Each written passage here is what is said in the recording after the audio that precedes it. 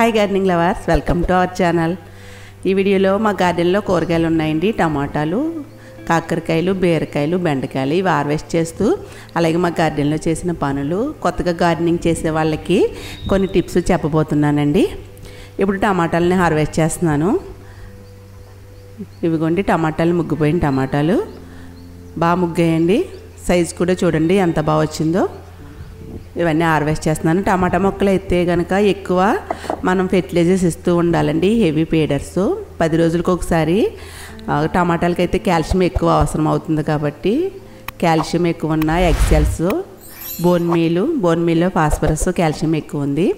ఏదో ఒకటి 10 రోజులకు ఒకసారి ఇస్తూ ఉండాలి. అలాగే టమాటాలు కాసిన తర్వాత అవి త్వరగా మొగ్గవండి. త్వరగా పండకపోతే కనుక దానికి ఏదైనా కాఫీ పొడి, బ్రూ అని ఏదన్నా మనం ఏది పడుతుందండి, కాఫీ పొడి, ఫ్రెష్గా ఉన్న కాఫీ పొడినే ఒక స్పూన్ వేస్తే త్వరగా పచ్చికాయలు త్వరగా పండుతాయండి. అలాగే కాకరకాయలను కూడా హార్వెస్ట్ చేస్తున్నాను. మా గార్డెన్లో వైట్ కాకర ఉంది, గ్రీన్ కాకర ఉన్నాయి. 2 రకాలు కూడా హార్వెస్ట్ చేస్తున్నానండి.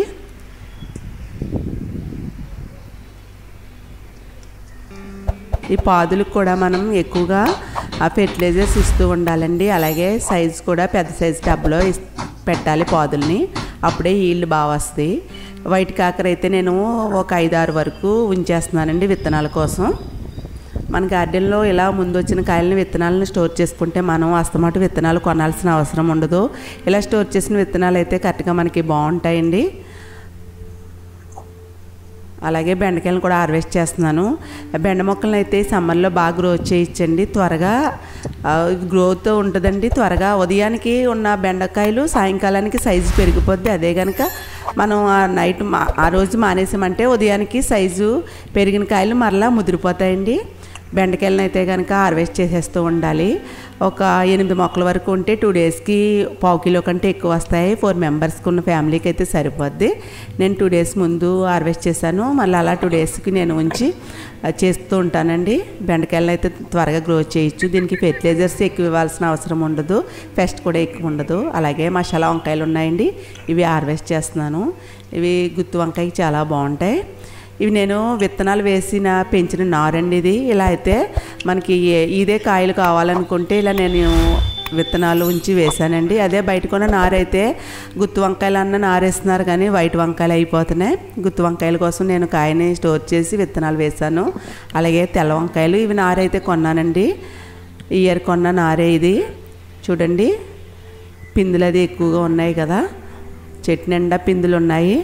నేను 13వ తారీఖున ఒక వీడియో పెట్టానండి. దీనికి ద్రావణం ఇచ్చాను. ఆ ద్రావణం అయితే రిజల్ట్స్ చాలా బాగుంది. చూడండి పిందులు అయితే బాగా వచ్చాయి. అలాగే గ్రోత్ కూడా బాగుంది, చెట్లు కూడా బాగా పెరిగాయి, గ్రోత్ కూడా బాగుంది. పిందులు అది ఎక్కువ ఉండి సైజు బాగా పెరిగింది, చాలా బాగున్నాయండి.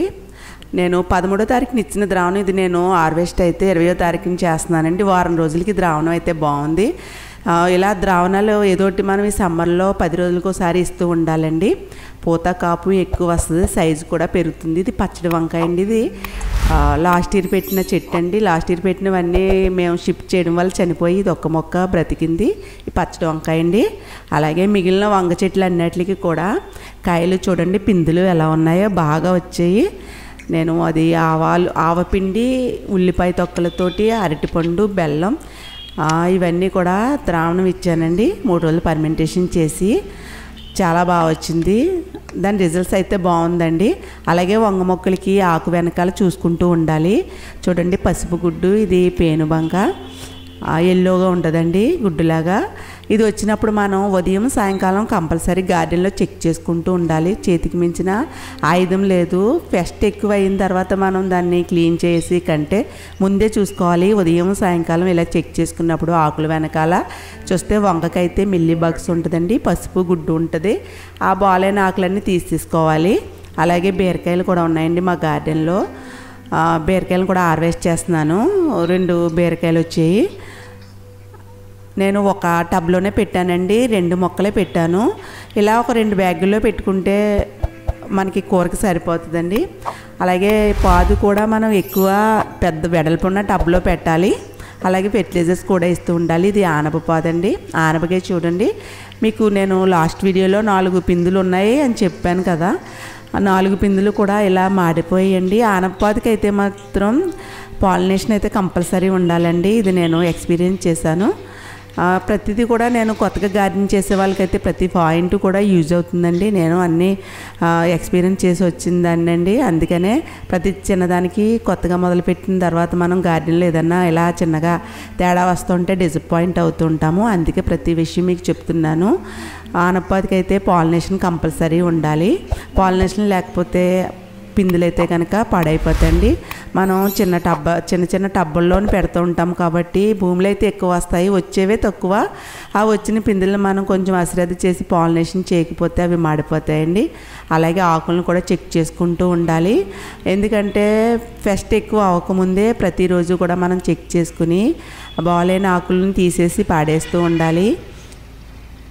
అలాగే ఏదొకటి మనం పెస్ట్కి కూడా ఏదొకటి స్ప్రే చేస్తూ ఉండాలండి. ఇలా పేనుబంక వచ్చిన దానికి ఆకు వెనకాల పసుపుగా వస్తూ ఉంటుందండి. ఆనపపాదుకి, వంగ మొక్కలకి వస్తుంది, కాకరపాదుకి వస్తుంది. వీటికి అయితే మాత్రం వెల్లుల్లి ములగాకు ద్రావణం అయితే చాలా బాగా పనిచేస్తుందండి. ఆ ద్రావణాన్ని ఒకసారి స్ప్రే చేస్తాను. కాకపోతే మనం ఉదయం సాయంకాలం కూడా చెక్ చేసుకుంటూ బాగుండని ఆకులను తీసేసుకుంటూ ఉండాలి. అలా అయితే మనకి పెస్ట్ ఎక్కువ అవ్వకుండా ఉంటుందండి. ఇది కాకరపాదు కూడా గుబురుగా ఉన్న చోట ఆకులను అన్నీ తీసేస్తున్నాను. అలాగే పండిన ఆకులు, బాలైన ఆకులను కూడా తీసేస్తూ ఉండాలి. గుబురుగా ఉన్న చోట అయితే పెస్ట్ వచ్చేస్తుందండి. కాకరపాదుకు కూడా పేనుబంక వస్తుంది. మనం చూసుకుంటూ ఉండాలి. ఎక్కువ అవ్వకుండానే స్ప్రే చేస్తూ ఉండాలి. ప్రతి పాదులను కూడా మనం చూసుకుంటూ ఉండాలండి. ఇది సంవత్సరం అంతా కాసే చిక్కుడు పాదు. చూడండి, పాదు ఎక్కువ పాకకుండానే గెల్ల కింద గుత్తులు కింద ఎలా వచ్చాయో. పూత వచ్చింది లాస్ట్ వీడియోలో మీకు చూపించాను కదా. ఇవన్నీ కాయలు వచ్చేయండి, చిక్కుడుకాయలు. ఇదిగోండి, ఇవన్నీ తీసేసిన ఆకుల్ని మనం అసలు కంపోస్ట్లో వేయకూడదు. ఇవి దూరంగా పాడేయాలండి. టమాటా మొక్కలు వర్షం వచ్చిందండి మాకు. ఈ వర్షానికి గాలికి కొంచెం టమాటా చెట్లు పక్కకి ఒరిగిపోయాయి. ఇవైతే నేను ఏది సపోర్ట్ ఇవ్వలేదు. టమాటా మొక్కలకి ఏదో ఒక సపోర్ట్ ఇవ్వాలండి. దారాలు కానీ ఏదైనా కొబ్బరి తాడుతో కానీ కట్టాలి. ఇప్పుడు నేను ఈ దారంతో నేను సపోర్ట్ ఇస్తున్నానండి. ఇది టైలర్స్ గోటు వేస్తారు కదా బ్లౌజులకి, అదండి. 30 రూపీస్ అండి దారపు రీలు. ఇది ఇలా కొంచెం కట్టి లూజ్గా కట్టాలి. మొక్కకి లూజ్గా కట్టి నేను పైన ఉన్న తాడికి సపోర్ట్ ఇస్తున్నానండి. అన్నీ కలిపి మరీ కట్టేయకూడదండి. అలా కట్టేస్తే గాలి ఆడదు. సెపరేట్గా ఇప్పుడు ఈ బ్యాగ్లో 2 మొక్కలు ఉన్నాయి. 2 మొక్కలకి నేను విడివిడిగా దారాలు ఇలా కట్టి దూరంగా కడుతున్నాను. గాలి తగిలేలా ఉండాలండి. ఇలా సపోర్ట్ ఇస్తే పక్కకి పడిపోకుండా ఉంటాయి. అలాగే టమాటా మొక్కలకు కూడా మనం కాల్షియం ఎక్కువ ఉన్న యాగ్ సెల్స్ని అది ఇస్తూ ఉండాలండి. త్వరగా పండడానికి అయితే చెప్పాను కదా మీకు, బ్రూ కాఫీ పొడి కానీ లేదా ఏదైనా కాఫీని పొడిని కూడా ఇస్తే త్వరగా పండుతాయండి. ఇవన్నీ కూడా చూడండి, కాయలు ఉన్నాయి చెట్ల నిండా, టమాటా చెట్ల నిండా కూడా. ఇవి బరువుకి పక్కకి ఒరిగిపోయే సపోర్ట్ ఇచ్చినా కానీ టమాటా మొక్కలకు కూడా మనం కొంచెం ముదిరినటువంటి ఆకుల్ని సక్కర్స్ అవి కూడా తీసేసుకుంటూ ఉండాలండి. అవి తీసేయడం వల్ల మనకి బలమంతా కాయలకు అందుతుంది. ఈ విధంగా చూడండి, మొత్తం అన్నీ కూడా చెట్ల నిండా కాయలు ఉన్నాయి, టమాటా కాయలు. దీనికి నేను బ్రూ కాఫీ పొడి ఇచ్చానండి. ఒక్కో చెట్టుకి ఒక్కొక్క స్పూన్ చొప్పున. త్వరగా కాయలు పండుతాయి. చూడండి, చిక్కుడుపాదికి పేనుబంక పడుతుంది. ఈ పేనుబంక పట్టినప్పుడు మనం చేతితో నలిపేసి వాటర్తో క్లీన్ చేసేయాలి. మరలా అది ఎక్కువైందంటే కనుక దాన్ని క్లీన్ చేయాలంటే ఫెర్టిలైజర్స్ ఫెర్టిలైజర్స్ ఒక వంతు అయితే పెస్టిసైడ్ కూడా మనం ఇస్తూ ఉండాలండి. అలా మనం అస్తమాటు పెస్టిసైడ్ ఇవ్వకుండా ఉండాలి అంటే దాన్ని చెక్ చేసుకుంటూ ఉండాలి. నేనైతే ఈ చిక్కుడుపాతికి పేనుబంక పట్టినప్పుడు చేతితో నలిపేసి వాటర్తో క్లీన్ చేసేసి బూడిద వేసానండి. మనం పొయ్యిలో పుల్లల బూడిద ఉంటుంది కదా, అది ఇచ్చాను.